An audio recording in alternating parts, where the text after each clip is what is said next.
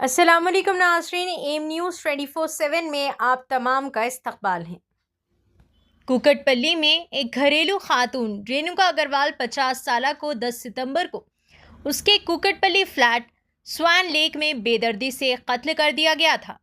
रांची से 2 घर में काम करने वाले और एक साथी को गिरफ्तार किया गया। सीसीटीवी में शवाहिद मिले और इनके कब्जे से सोना, नकदी और कीमती सामान बरामद कर लिया गया। साइबराबाद पुलिस का बैन रियासती ऑपरेशन था। आइए नाज़रीन देखें हमारे सीनियर रिपोर्टर मोहम्मद रहमत की एक खुसूसी report. Latest news and updates के लिए एम न्यूज़ 24/7 को यूट्यूब पर सब्सक्राइब करें, इंस्टाग्राम और फेसबुक पर फॉलो करें। అపార్ట్మెంట్స్లో ఒక విక్టిమ్ రేణుకా అగర్వాల్ వాళ్ళని వాళ్ళ ఇంట్లో పనిచేసే వాళ్ళు ఒకళ్ళు హర్ష, ఇంకొకళ్ళు రోషన్ వాళ్ళు వారికి చంపేసి వెళ్ళిపోయారు. సో దాంట్లో ఈ హర్ష అనే పర్సన్కి వాళ్ళు ఒక ఫ్యూ డేస్ ముందు prior to the murder engage చేశారు యాజ్ అ హౌస్ హెల్ప్గా. ఆయన he belongs to Ranchi of Jharkhand. And ఆయనతో పాటు ఈ రోషన్ అనే వ్యక్తి ఆయన కూడా అక్కడే అదే అపార్ట్మెంట్స్లో ఇంకో ఫ్లోర్లో ఇంకొక వాళ్ళ ఇల్లులో పనిచేసేవాడు. సో దే థాట్ దట్ వాళ్ళకి చాలా ఈ డబ్బులు ఉన్నాయి అండ్ జ్యువెలరీ కూడా ఉంది. ఆ ఆశతో when nobody was there at the house, ఆ విక్టిమ్ వాళ్ళ హస్బెండ్ వాళ్ళ సన్ వర్క్కి బయటకు వెళ్ళారు. వెళ్తే in the afternoon after the ఇంకొక మేడ్ వాళ్ళ ఇంటిలో పనిచేస్తుంది, ఆమె వెళ్ళిపోయినాక these people first hit her with pressure, అక్కడ ఉన్న ప్రెషర్ కుక్కర్తో. దాని తర్వాత కట్టేసి they slit her throat and went away with whatever valuables was there in the house. So దానికి మనకి ఒక 2 days పడింది to trace them. Multiple teams తయారు చేసాము of local police, CCS, SOT అందరూ కలిసి ఎఫర్ట్స్ చేశారు. సో నిన్న late night finally in Ranchi దగ్గర వాళ్ళ ఇద్దరు అఫెండర్స్ మనకి దొరికారు. సో ఈ ఇద్దరు అఫెండర్స్ ఆ దగ్గర ఉన్న వాళ్ళు ముందు నుంచి పరిచయం. దాంట్లో వీళ్ళ ఇంట్లో పనిచేసే Harsha who's the main offender, he has a history of substance abuse, అంటే డ్రగ్ కన్జ్యూమ్ చేసే మనకి దాని గురించి కొన్ని డాక్యుమెంట్స్, అంటే ఆయన ఒక రీహాబ్ సెంటర్ కల్కట్టాలో కూడా అడ్మిట్ అయ్యాడు ఫర్ డ్రగ్ రీహాబిలిటేషన్ కోసం. సో నిన్న కూడా మన వాళ్ళకి పట్టుకుంటప్పుడు కూడా he was under intoxication of drugs అని తెలుస్తుంది. సో ఆయనతో పాటు ఆయనకి ఈ రోషన్ వాళ్ళ బ్రదర్ హూ హెల్ప్ దెమ్ అక్కడ దాచిపెట్టడంలో హెల్ప్ చేయడానికి ఆయన కూడా అప్రిహెండ్ చేశాం. సో ఈ ముగ్గురికి అక్కడ కోర్టులో, లోకల్ కోర్టులో ప్రొడ్యూస్ చేసి ఈరోజు ట్రాన్సిట్ వారెంట్ తీసుకొస్తాం అక్కడ నుంచి. సో వీళ్ళు ఇక్కడ మర్డర్ జరిగిన వెంటనే బైక్లో బయటకు వెళ్ళిపోయి హఫీజ్పేట్ దగ్గర ఒక క్యాబ్ ఎంగేజ్ చేసుకొని ఆ క్యాబ్ ద్వారా రాంచీకి చేరుకున్నారు.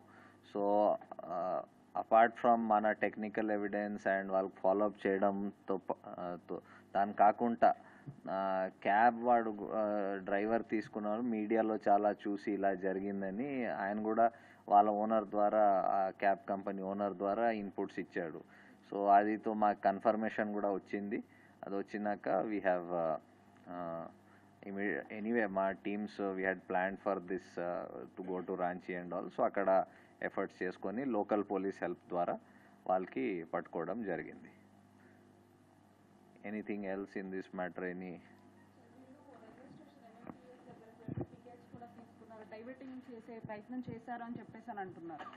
అలాగా డైవర్షన్ చేశారు, దాన్ని ఏ విధంగా ట్రేస్ చేశారు సార్?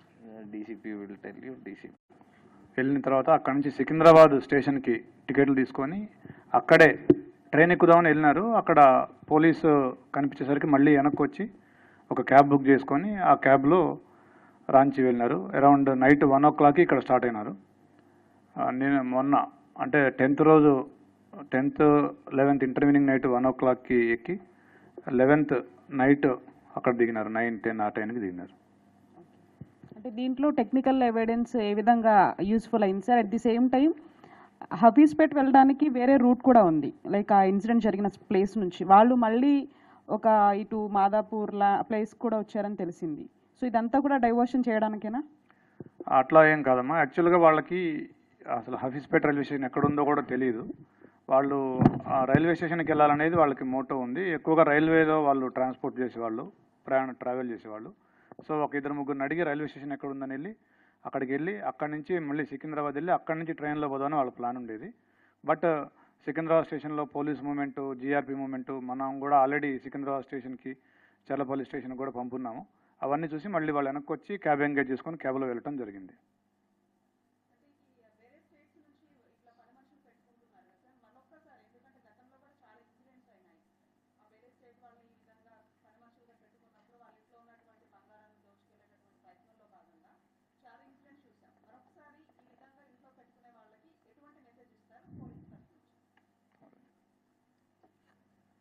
ఇది చాలా రోజు ఇది ఇలాంటి టైప్ ఇన్సిడెంట్ కొత్తగా జరగడం ఇది ఫస్ట్ టైం కూడా కాదు. ఇది ఫర్ మెనీ ఇయర్స్, డికేడ్స్ నుంచి ఇలాగ ఇన్సిడెంట్స్ జరుగుతున్నాయి.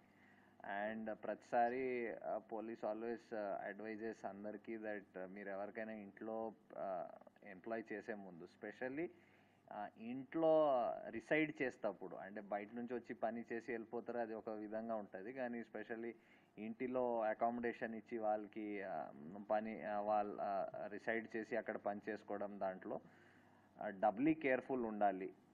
ఓకే, కొన్నిట్లో లైక్ దీంట్లో ఒక అక్యూజ్డ్ ఆయనకి past there is no crime history, so మీరు యాంటీసిడెంట్ చెక్ చేసినా కూడా క్రైమ్ హిస్టరీ రిఫ్లెక్ట్ కాదు. కానీ ఇంకొక రోషన్, ఇంకొక వాళ్ళ ఇల్లు పనిచేసేవాడు, ఆయన మీద 2023లో 3 కేసులు రిజిస్టర్ అయినాయి అక్కడే రాంచీలో. సో అది రిఫ్లెక్ట్ అయ్యి ఉండొచ్చు. సో ఇలాంటి మీరు చేసే ముందు ఇప్పుడు కూడా చాలా అంటే ఎంప్లాయ్మెంట్ ఏజెన్సీస్ కాకుండా there are other third party ఇలాగా ఏజెన్సీస్ ఉన్నారు who do verification, background verification, చాలా ఈ డేటా మ్యాచ్ చేసుకొని ఐడెంటిటీ ప్రూఫ్ చెక్ చేసుకొని చాలా విధంగా చేసి చెప్తారు. సో అలాంటి ఏజెన్సీస్ కూడా ఎంప్లాయ్ చేసుకోవడం బాగుంటుంది. అండ్ కొన్ని సంవత్సరం ముందు యాక్చువల్లీ పోలీస్లో మీ హౌస్ హెల్ప్ పర్టికులర్స్ కూడా ఇన్ఫార్మ్ చేయమని లోకల్ పోలీస్ స్టేషన్లో, సో దట్ మేము కూడా రికార్డ్ పెట్టుకుంటాం, అది కూడా ఒక డెటరెన్స్ లాగా ఉంటుందని కూడా చాలా అడ్వైస్ చేశాము. బట్ అంటే ఆ స్పందన పబ్లిక్ నుంచి వి డిడ్ంట్ సీ అంత వచ్చి మా దగ్గర చేయడం. So we will again advise everybody to specially ఇంట్లో రిసైడ్ చేసి అకామిడేషన్ ఇచ్చి పని చేసిన వాళ్ళకి డబ్లీ వెరిఫై చేయాలి. And you are free to inform ఎవరికి మీరు ఎంప్లాయ్ చేశారు with ID proofs and all at the local police station. చెప్తారు టీసీ. రికవరీ వచ్చేసి వీళ్ళు తీసుకుపోయింది ఒక 7 తులాస్ గోల్డ్, ఆవిడ ఏదైతే ఆవిడ వేరే చేసిందో, బ్యాంగిల్స్, ఒక స్మాల్ నెక్లెస్ అండ్ రింగ్స్, అవి మొత్తం కలిపి ఒక అరౌండ్ 7 అంటే 6.7 తులాస్ ఎగ్జాక్ట్లీ. అది అక్కడికి వెళ్ళగానే ఇమీడియట్గా వీళ్ళు నిన్ననే వాళ్ళు దాన్ని సేల్ చేసి కొద్దిగా అమౌంట్ తీసుకున్నారు. We are now being seizing it. And ఒక వాచెస్ కొన్ని, ఒక 16 వాచెస్, ఒక 2 ఓల్డ్ మొబైల్ ఫోన్స్, అవి వాడట్లేదు, మోటరోలా ఫోన్స్, చాలా ఓల్డ్వి.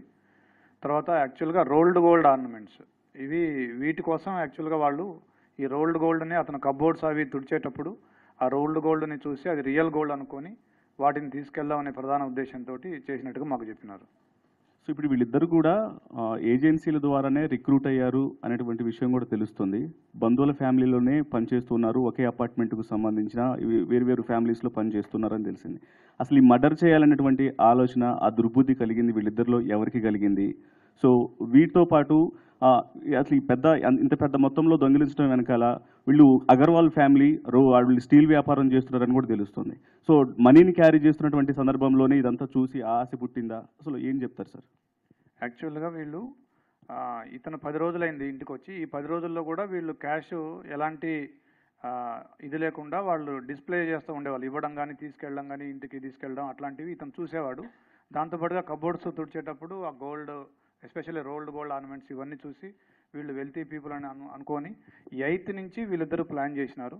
8th, 9th and 10th morning ఈ 3 రోజులు కూడా వీళ్ళు చాలాసార్లు వీళ్ళిద్దరూ డిస్కస్ చేసుకోవడం జరిగింది. యాక్చువల్గా ఎవరైతే A2 ఉన్నాడో రోషన్, ఇతను 14th ఫ్లోర్లో వర్క్ చేస్తాడు, వీళ్ళకి క్లోజ్ ఫ్రెండ్ ఇంట్లో. A1 వచ్చేసి 13th ఫ్లోర్లో ఇప్పుడు డిసీజ్డ్ హౌస్లో పనిచేస్తాడు.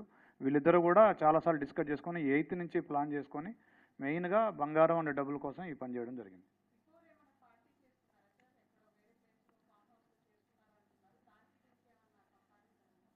యాక్చువల్గా 30th రోజున వీళ్ళు తూప్రాన్లో ఒక రిసార్ట్లో కలిసినారు, ఒక బర్త్డే పార్టీ కోసం కలిసినారు. వీళ్ళ ఫ్రెండ్ రాజా అనే అతని బర్త్డే కోసం వాళ్ళు కలిసినారు. ఒక 9 మెంబర్స్ కలిసినారు అక్కడ. బట్ దీనికి ఏమీ సంబంధం లేదు. వీళ్ళకి 8th నుంచే ఈ ఐడియా వచ్చిందని చెప్తా ఉన్నారు.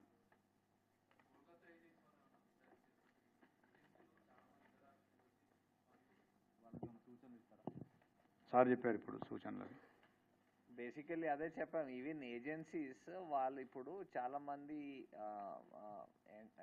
కంపెనీస్ ఉన్నాయి who are doing third party verification చేస్తున్నారు బై వే ఆఫ్ ఇప్పుడు ఒక పర్సన్కి మల్టిపుల్ ఐడెంటిటీ ప్రూఫ్స్ ఉంటాయి. లైసెన్స్ ఉండొచ్చు, ఆధార్ ఉండొచ్చు, పాస్పోర్ట్ ఉండొచ్చు, ఇంకా పాన్ కార్డ్ ఉండొచ్చు, అలాంటివి ఉన్నాయి. అది కాకుండా వాడికి ఎక్కడైనా కేసెస్ నమోదై ఉండొచ్చు, కోర్ట్స్లో మ్యాటర్స్ పెండింగ్ ఉండొచ్చు. ఇలా కొన్ని ఏజెన్సీస్ వచ్చాయి, ఇవన్నీ కంపేర్ చేసి రిపోర్ట్స్ కూడా ఇస్తున్నాయి. సో బోత్ ఎంప్లాయ్ చేసిన ఇండివిజువల్స్ కూడా అండ్ ఎంప్లాయ్మెంట్ ఏజెన్సీస్ కూడా వెరిఫికేషన్ చేసుకోవడం చాలా ఇంపార్టెంట్.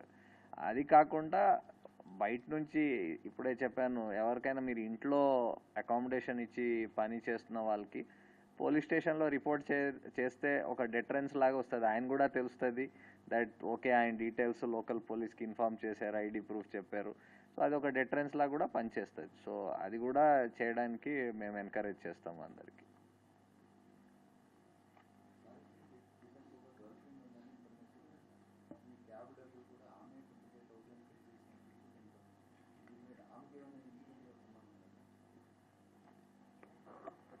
క్యాబ్ డబ్బులు ఒక లేడీ పే చేసినమాట వాస్తవం.